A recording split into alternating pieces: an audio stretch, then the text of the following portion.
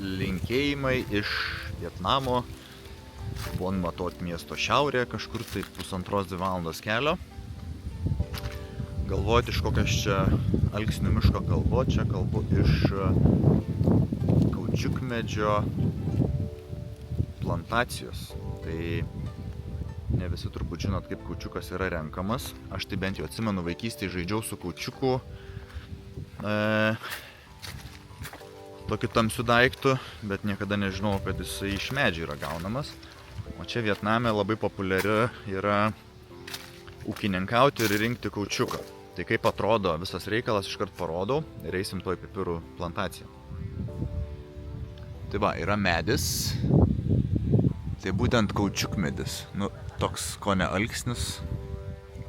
Ir žievė yra įpjaunama. Nežinau, kiek čia matysis. Ir va tais takiukais, latakais viskas subėga va tokį indelį. Ir čia yra kaučiukas.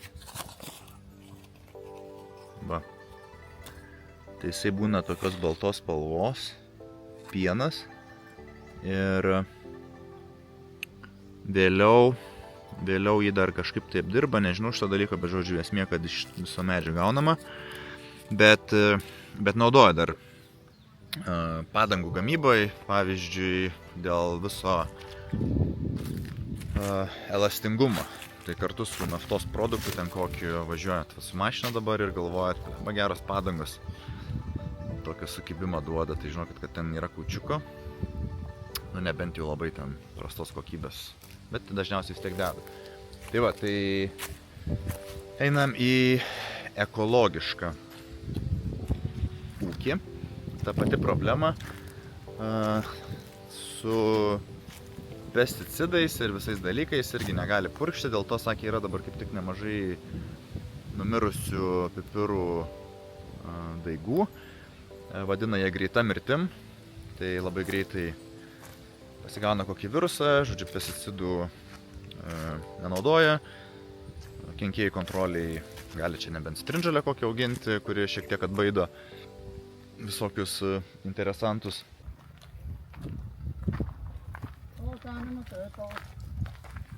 Čia mes turime duonvaisį, už 1 metrą turime kavamedį ir šiek tiek pasižiūrėję į šoną matome Vietnamo pipirus. Ok, šiek tiek apie robustą.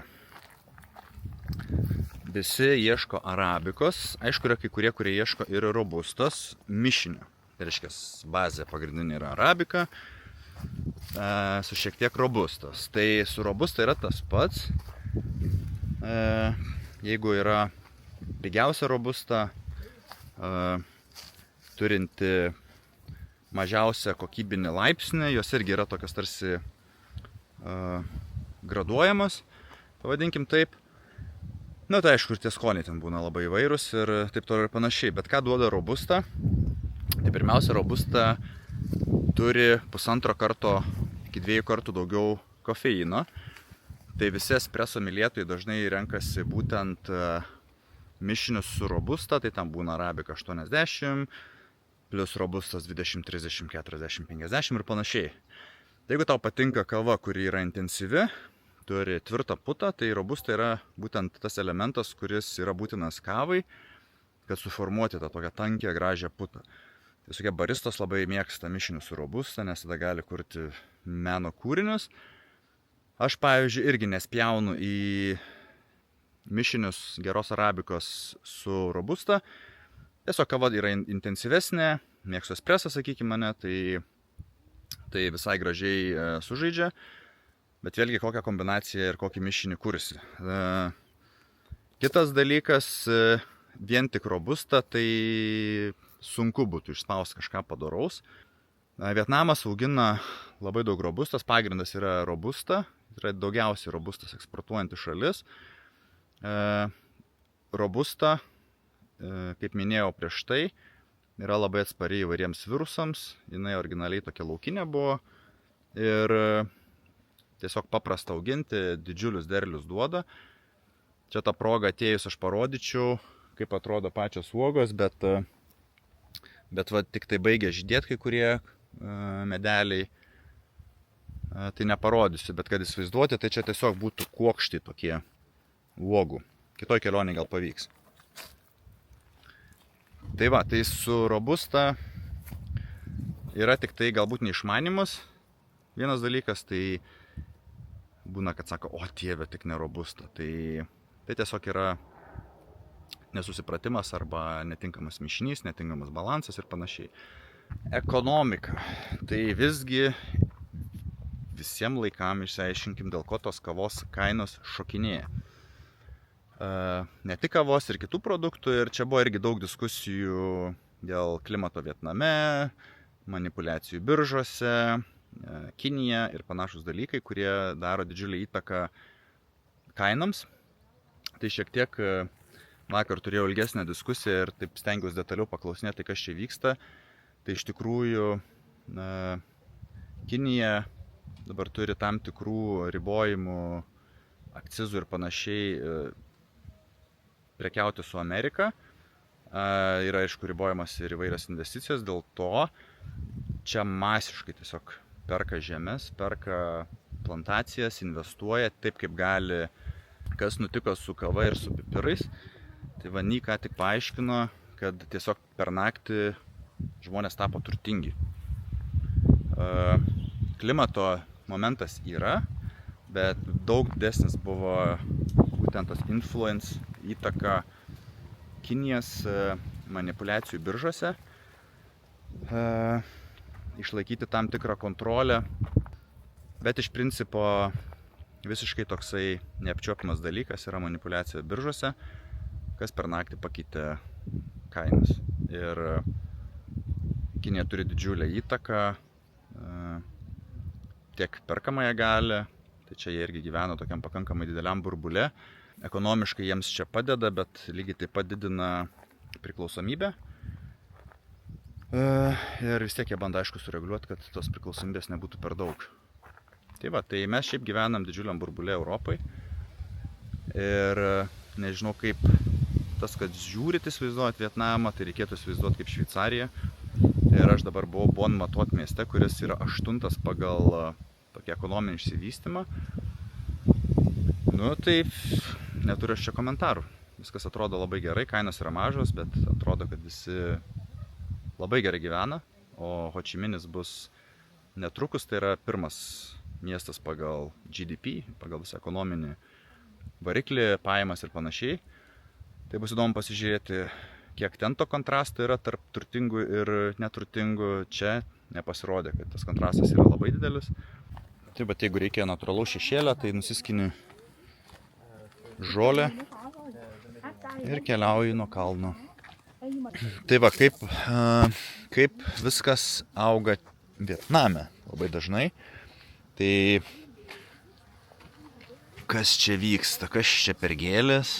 Pabandykite atspėti, vis tiek aišku, aš viską papasakosiu, niekas čia neviniosiu, bet štai kokios gražios struktūros. Tai čia yra žydinti kava, ne arabika, bet robusta, didžiuliai žiedai, tai čia yra 2 metų krūmas, toks 1,5 metro nuo žemės ir aplinkui yra pipirai. Tai pipirai, šiaip pradės skinti juos, kai baigsis Vietnamo nauji metai, kurie jau kaip ir baigėsi, bet iki galo niekas negali atsakyti, kada baigsis. Tada dar iškrito pilnatis, full moon, o per full moon niekas nedirba, kaip ir įprastai Azijai. Kvapas gėlių visur, bičių pilna. Va, kaip čia jų duodasi po žiedus.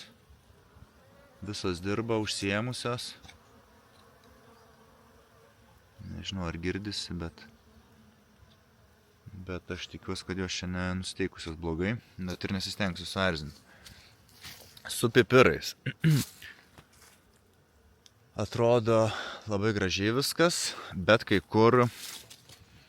kaip minėjau, artėja greita mirtis, kadangi nenaudoja visų šitų steroidų. Tai va čia matosi, kad turbūt irgi vienas iš tokių bus, pradėjęs geltonuoti ir labai staigiai miršta ir tada viską sudegina, kad tas virusas neplistų toliau. Nu, labai fainas kvapas visur koksai.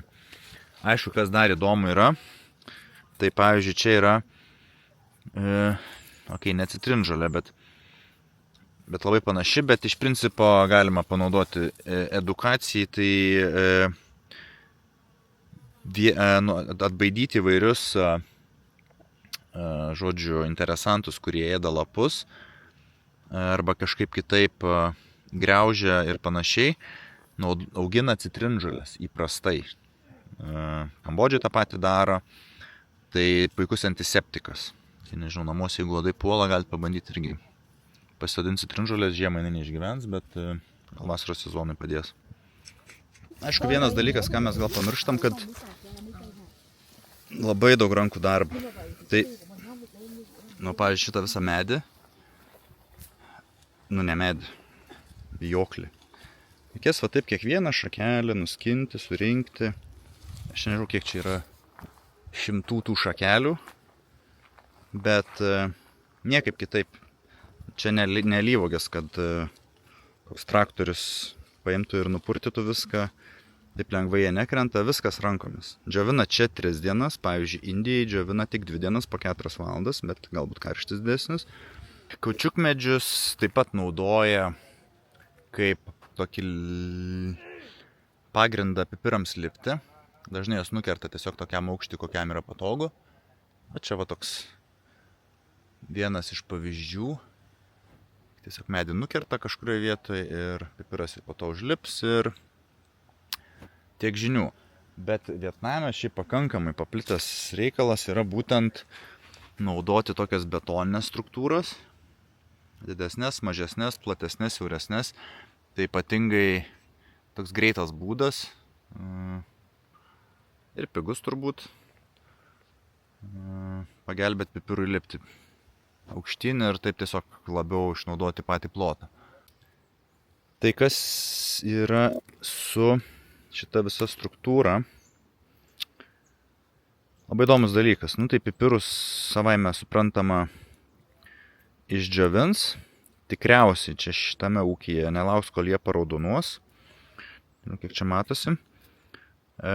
Bet visa kita pašalinus lieka va šita struktūra per vidurį. Šitas va būtent daiktas. Tai Indijoje šitą šakelę išneša ant gatvės, visi ūkininkai meta ant kelkraščių ir reikia basom praeiti ir tikima, kad atneš laimę į tavo šeimą. Bet jeigu būsit Indijai, būtinai pasivaikščiokit. Kambodžoj iš šito dalyko verda arbatą. Čia yra labai didelė koncentracija polifenolių. Tai čia visi likučiai nuo pipirų panaudojami trąšoms. Pafermentuoja jos, tai pakompostuoja turbūt gal, taip reikėtų sakyti, ir tada tiesiog patręšia patį pipirą, žodžiu, viskas grįžta atgal, nieko neišmeta. Na ir būnant plantacijai privalu paragauti šviežio pipiro. Iki skinimo liko savaitė, kada jie čia baigs šventę švęst. Tai ragavom, o šias gan minkštas. Tai kiekviena kolona bręsta skirtingai. Ataka viršutinė gerklės dalis. Piktas kaip reikiant. Nice. Toks jau pikčiūrna kaip reikiant. Bet skanu. Vienas dalykas, ką visą laiką darau, tai tiesiog ragauju. Nes kai grįšiu į Lietuvą, žinau, kad sudėtinga bus tiesiog gauti, tai nebent sūdyta arba sūrime.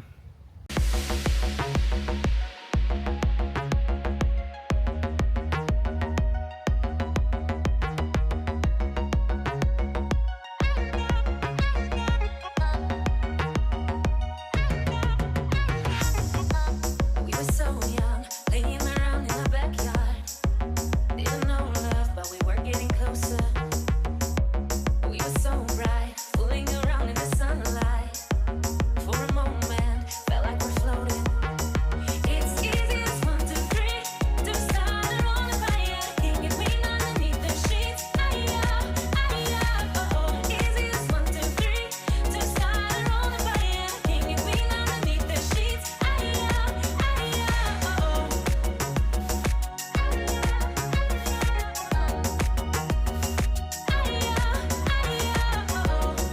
Pareziumuojam. Tai šiek tiek skurdžiau atrodančios plantacijos. Patys pipirai tokie pavargę atrodo, bet klausinėjai ir viską išsiaiškini. Tai tie, kurie tokie šiek tiek pagelti, tai reiškia, juos nebeinvestuoja. Tai investuoja į tuos pipirų vijoklius, kurie yra gyvybingi, nėra pažeistos šaknis, jie nenudegė, neperkaito ir panašiai. O tiem, kuriem jau šakės su šakiukais, tai šitos tiesiog nukirs ir ten pasodins kavamedį. Įdomus irgi dar dalykas, kad jeigu, pavyzdžiui, kainos biržose staigiai keičiasi, tai tarkim krenta, tai labai jie čia nesinervina, kerta lauk, pavyzdžiui, pipirus, sodina kavamedžius. Pipirai ir kavamedžiai, būtent robustos kavamedžiai, užauga ir pradeda duoti derlių po 2 metų. Tas senukas nubėgo ir nuskynė šitą pipirą. Iškart matosi, kad jis kažkoks žalias visas, ilgas. Ir jis yra iš mano mylimos šalies Šrilankos. Tai pipirai juodieji turi tokius porūšius. Per laiką jie šiek tiek keičiasi, adaptuojasi, tai tarsi evoliucionuoja. Tai jo visi žino mano sentimentus Šrilankai, aš ten buvau daugybę kartų. Siunčiu turistus, priimu rupijas, išduodu iš kitiem iškeliaujantiem. Šiek tiek patariu, tai aišku, ne masiškai, bet tikrai verta aplankyti. Tai visą laiką malonu kažką tai va tokio išgirsti, pamatyti. Plius dar toks, sakyčiau, išskirtinai gyvas ir žalias. Dar čia su prekyba vyksta, tai daug kišimosi valstybės į verslus. Kartais jie netgi jau įtraukinėja ir tokį kaip valstybės tarnautoją į verslą, kuris nebūtinai yra labai didelis. Iškart jau tokį priskiria tau valstybinį veikėją, kuris prižiūri, kad tu machinacijų nedarytum turbūt, arba kad valstybė gautų tas pajamas, kurias jinai nori gauti.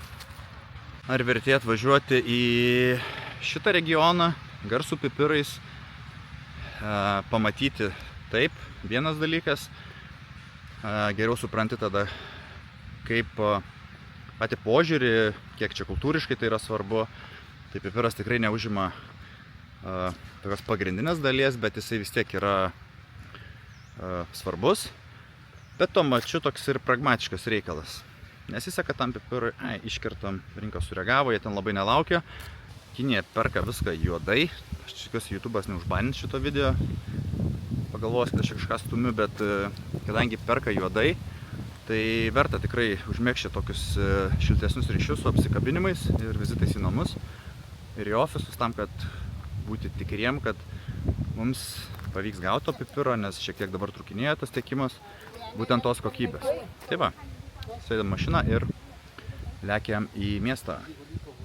Tradiciniai pietukai, troškinys, marinuota kiauliena, baklažanų kažkokie kiaušiniai, eggplants, vištiena, daržovės, kiauliena, šonkauliukai ir čia mums viskas. Tai nuomomima. Einam ragauti. Ir pradedam nuo troškinio, sprendžiai patiks. Pavalgėm nuostabius pietus, labai daug nesikrauna, jie čia visko, aišku, palieka 70%, nes niekas nesuvalgo. Man tai karšta, tai aš tai taip ir atsargiau valgo, aišku, kad nenuždyt skrandžio, nes vienas neteisingas paragavimas kokio nors dalyko gali, ką žinau, visą skrandžio ritmą sudirginti, tai aš taip ramiai, po truputį, mažiau, bet jaučiuosi gerai visada, pilnas energijos. Bet dabar paprašiau, kad padarytų kavos. Tai kvapas, nieko neprimena iš viso arti kavos. Ir tokia diskusija buvo, kad ir dabar prie stalo, ir kai kurie tiesiog negeria kavos vietiniai, bet ir mes dažnai girdim šitą, kad negaliu gerti kavos, iškart širdį permušinė, tai jeigu tau permušinė širdį atsigėrus kavos, tai ko gero toj kavoje yra daug robustos ir tu esi jautrus arba jautri kofeinui. Robustos buvimas kavoj didina pačią kofeino kiekį. Ką daro kofeinas? Padeda išsiskirti tokiam hormonui, kuris vadinamas kortizoliu, tai yra streso hormonas. Per daug kavos, labai greitai šuolis kortizolio, tavo visas organizmas strese. Tai tiesiog rinkis 100% arabiką, bus tiesiog mažiau kofeino, arba yra kavų be kofeino. Pupelėm galite irgi įsigyti, tai naudojamas įvairios technologijos, jų yra 6-7, populiariausia yra Swiss Water, tai vandens pagalba išstumia kofeiną iš kavos ir tiesiog tu turi pupelį, aišku, tokia su skoniu kompromisas, bet vis tiek. Net nėščios moteris dažnai renkasi kavą be kofeino, ar tai būtų pupelėm ar malta, ir gali gerti ir mėgauti savo ritualais ir negauti kofeino. Cukranį Andrių cukrų, pabandytos sulčių, pabandysim, nesubandę šį. Spaudžia. Meta ant žemės, aišku. Tai Don Village kaimelis. Tai čia buvo garsus jisai būtent dramblių auginimu. Viską čia, žodžiu, visą žemės dirbdavo su drambliais, bet dabar jau laikai pasikeitė ir judinėjimas drambliais yra uždraustas. Tai kaip tik pakalbėjom, kad Tailande ir Ny jodinėjo ir aš labai senais laikais tą dariau ir po to pasijaučiau labai kvailai. Tai jeigu keliausite į tas šalis, kur dar jodinėja, tai tikiuosi jūs irgi pasijausit kvailiais ir dramblių išnaudojimo elementus. Ragaujam cukranį Andrių sulčių. O, žiauriai saldu. Žiauriai.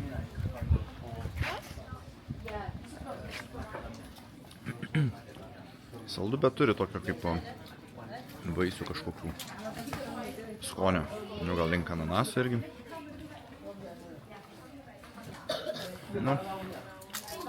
Cukraus dozė.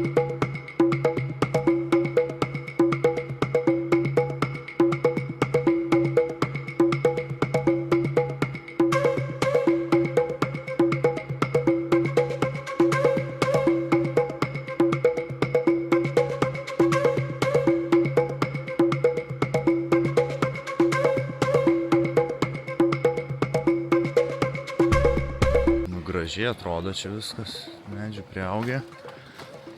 Vanduo čia turbūt drambliai gal prausėsi, nežinau, mes jų čia pamatysim, bet pamatysim.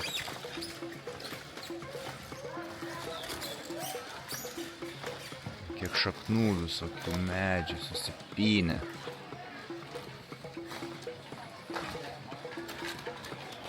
Ir turistai vietiniai. O šitą miestą gal mačiau 2 turistus apylinkėse. Tai faina, kad vietiniai labai aktyvus.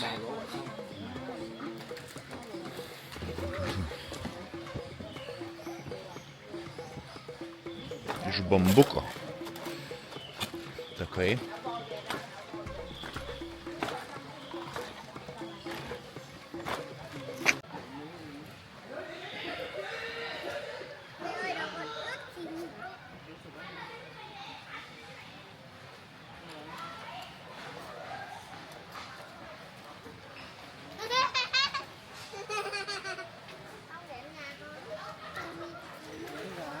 Tai čia aplink yra didžiulis nacionalinis parkas. Didžiulė teritorija. Šį parke neįleidžia turistų, tai su jokiais džipais ir panašiai laksyti negalima, kas šiaip yra gerai, nes kiek yra tekę lankyti parkų ar ten rezervatų, tai dažniausiai atvažiuoja turistų bandos ir susėda į mandrus džipus. Ir, nu, ir ten visi laksto vieni paskui kitą, kamščių, žodžiu, rezervatuose. Ir tie gyvūnai tokie išsižioja, ten jau prišerti mėsų, ten to natūralumo nelabai likę yra. Tai visada, jeigu gali kažkur tai iš toli matyti, stebėti, valio, o jeigu ne, tai tegul ir būna. Galima per teliką pažiūrėti. Tai aš toks šiaip šalininkas ir zoologijos sodų. Nežinau, gal galima kažkaip kitaip edukuoti vaikus apie gamtą, ne tik tai vedant juos pasižiūrėti tų gyvūnų į narvus. Tai, ką žinau, jeigu pačius uždarytų, gal nepatiktų irgi. Bet kiekvieną laisvę rinktis nemoralizuosiu. Bet, o gal ir pamoralizuosiu. Mačiau čia tų fotkių su tigriukais, su liutukais, visokiais jaunikliais keliauja. Ir mano aplinkos žmonės, tai nu, čia yra absoliutus neišprusimas ir nesupratimas, kad tose šalyse, kurios dar neturi susitvarkiusios kažkokios tai filosofijos ir idėjos, kaip tą gamtą apsaugoti. Tai va tokie turistai, kai atvažiuoja ir eina fotkintis su nelaisvėj laikomais gyvūnais, prisideda prie visos tos nesąmonės. Tai tiesiog neišprusimas, bukumas ir visi šitie dalykai priskiriami tam, kas tą daro. Nu, liūdna tiesiog. Ir gaila, ir nesąmonė absoliučiai. Yra kitų dalykų, ką galima čia veikti. In the river. Oh my god. No, không tin nè.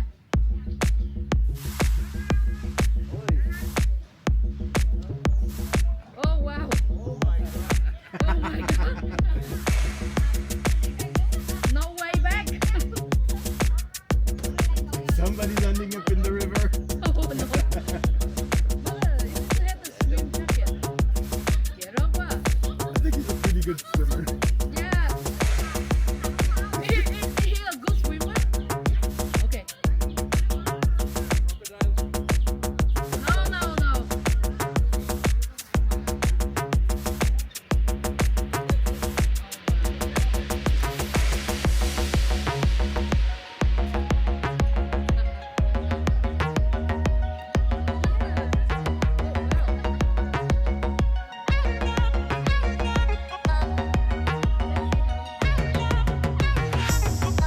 We were so young, playing around in the backyard. Didn't know love, but we were getting closer. We were so bright, fooling around in the sunlight. For a moment, felt like we're floating. It's easy as 1, 2, 3 to start a on fire. Think it we underneath the sheets. Oh. Easy as 1, 2, 3 to start a on fire. Think it we underneath the sheets. Oh.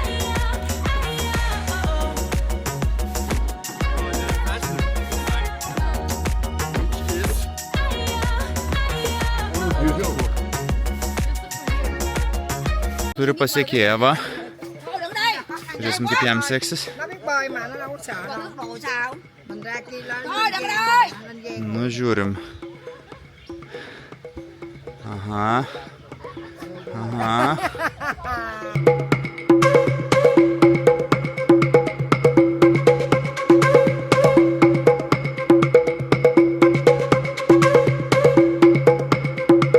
Su kava Vietname, tiek yra bėda. Labai daug robustos, bet iš tikrųjų tokių dalykų kaip, bent jau šitam mieste, kadangi nėra turistų, tai visi geria daugiau tokią filtrinę kavą. Ir kai kurie turi aparačiukus, tai čia nežinau kiek matytųsi, bet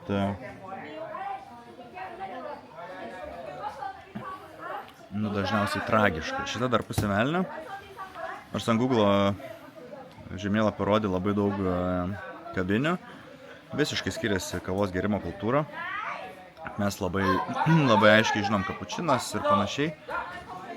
O čia daugiau tokių saldžių, visokių su vaisiais, su mangais, jūzų, papaja. Labai daug cukraus, nu, tokie ne visai mūsų gomurių. Ir nemažai naudoja ir tirpios kavos. Tai pasirodė, kad nu netaip jau čia ir lengva tos kavos susirasti. Tai teko šiek tiek pasišliaužioti ir kiekvieną kartą pamačius aparatą stabdyti, kad jie ten nedarytų marmalo savo tą. Ir visą laiką jokio ledo, jokio cukraus. Ir jiem labai keista, vis tiek jie juokės ir žiūri, gal keistuolis kažkoks. Tai nedidelis ūkelis miesto centre. Ir čia, kad labai nematyti dalykai, bet ne visi esat matę, turbūt kaip atrodo kakava. Taip pabandysiu parodyti. Tai va, tokį daiktą galima pasiimti. Tai viduje yra pupelės, kurios dar šiaip turėtų fermentuotis. Ir tuomet pupelės yra išdžiovinamas ir gaminamas po kelių dar žingsnių šokoladas.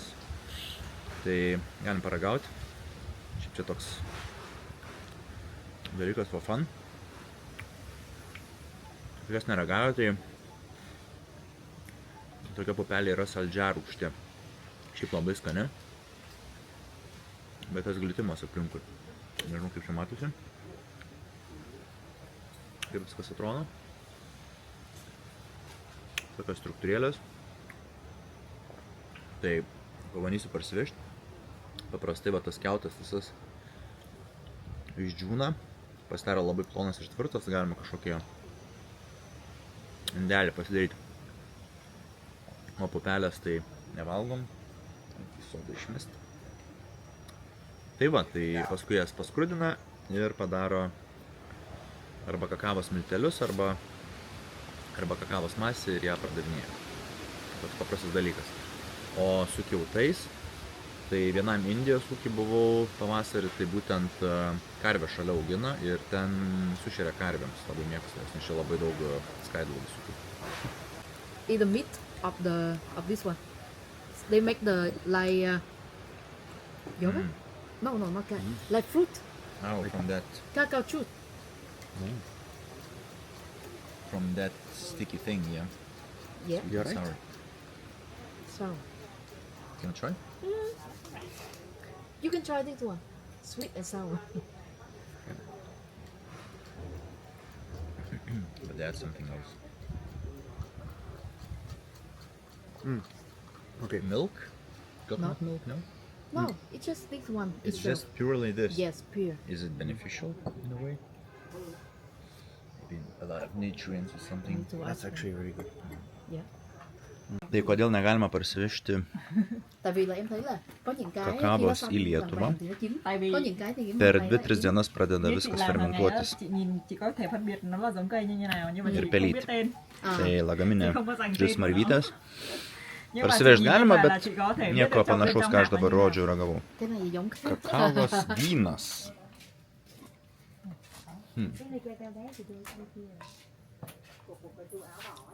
Không phải. Visokių kakavos dalykėlių pilna. Đây là rượu vang em. Rượu vang được ủ từ phần sinh tố tươi trong vòng 2 năm sẽ ra được này. Sinh tố tươi. Đúng rồi. Ở cái trắng trắng à. Đúng rồi, nếu mà chị không làm sinh tố chị sẽ ủ tươi lên So you men can try first. và làm rượu vang. She said that she make the ferment is for the white one. Yeah, from Yeah. that. For 2 years. And then make the wine. Fermenting for 2 years. Yeah. And it's with alcohol.